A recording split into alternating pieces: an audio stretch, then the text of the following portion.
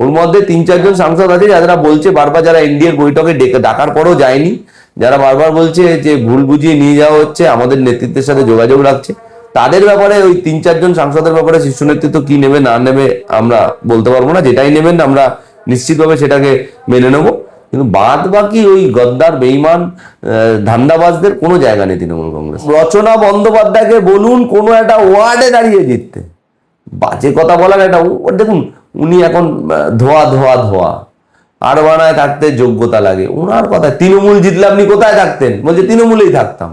মানে এরকম একটা আলাদা জগতের এরা এরা না, এদের মানে রাজনীতিতে এদের জন্য আলাদা একটা শোকেস থাকবে, এরা আলাদা শোকেসে সাজিয়ে রাখার বস্তু।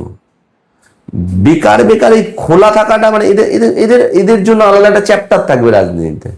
এদের নিয়ে কি উত্তর দেবো? এদের কেউ সাংসদ তো থাকবেই না, সবকটারই তো সাংসদ পদ খারিজ হবে, তার সাথে এদের রাজনৈতিক ভবিষ্যৎ শেষ। এদের আর রাজনৈতিক ভবিষ্যৎ বলে কিছু থাকবে না। আগামী দিনে এরা একটা মিউনিসিপ্যালিটির নির্বাচন বা একটা পঞ্চায়েত নির্বাচন, একটা ক্লাবের সভাপতি সেক্রেটারি নির্বাচনে জিততে পারবে না। এদের সামাজিকভাবে মানুষ বয়কট করেছে। আপনি ভেবে দেখুন, একজন একটা দলের ভোটে জিতছেন, বিজেপি বিরোধী ভোট মানুষ তৃণমূল কংগ্রেসের প্রতীকে মমতা বন্দ্যোপাধ্যায়ের মুখকে সামনে রেখে দিয়েছে। আপনি এখন নিজের স্বার্থে আপনারা চলে গেলেন ওই বিজেপির পা চাটতে, এনসিপিআই খায় না গায়ে মাখে আমরা জানি না, আপনারা এই চলে গেলেন, এর উত্তর বাংলার মানুষ দিয়ে দেবে। এবং সুপ্রিম কোর্টেও গেছি আমরা স্পিকারের কাছেও চিঠি দিয়েছি, সুপ্রিম কোর্ট থেকে চিঠি পাওয়ার পরে এখন সঙ্গে সঙ্গে স্পিকারের কাছ থেকেও চিঠি পেয়েছে। দেখুন না আগামী দিনে কি হয়। এরা যদি আপনাদের সাথে আবারও আসে, আবারও কি আশা? কোনো আশা আশি নেই। ওর মধ্যে 3-4 জন সাংসদ আছে যারা বলছে বারবার, যারা এনডিএর বৈঠকে ডাকার পরও যায়নি, যারা বারবার বলছে যে ভুল বুঝিয়ে নিয়ে যাওয়া হচ্ছে, আমাদের নেতৃত্বের সাথে যোগাযোগ রাখছে, তাদের ব্যাপারে ওই 3-4 জন সাংসদের ব্যাপারে শীর্ষ নেতৃত্ব কি নেবে না নেবে আমরা বলতে পারবো না। যেটাই নেবেন আমরা নিশ্চিতভাবে সেটাকে মেনে নেব, কিন্তু বাদ বাকি ওই গদ্দার বেঈমান ধান্দাবাজদের কোনো জায়গা নেই তৃণমূল কংগ্রেসে। এই যে রচনা বন্দ্যোপাধ্যায় থেকে শতাব্দী রায়, তারা বেশ গদগদ হয়ে কথা বলেছিলেন যে বিজেপি সরকার খুব ভালো কাজ করছে এবং বিজেপি সরকারের উপর তাদের আস্থা আছে।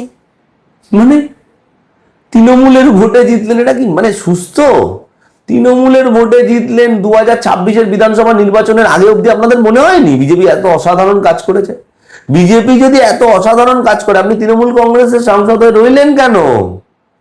এখনো আবারও আসছেন কেন? লোকসভায় যখন বসছেন তখন তো লোকসভা টিভিতে দেখাচ্ছে এআইটিসি এমপি, এখন ওই লজ্জা বেহায়ার মতো পড়ে আছেন কেন?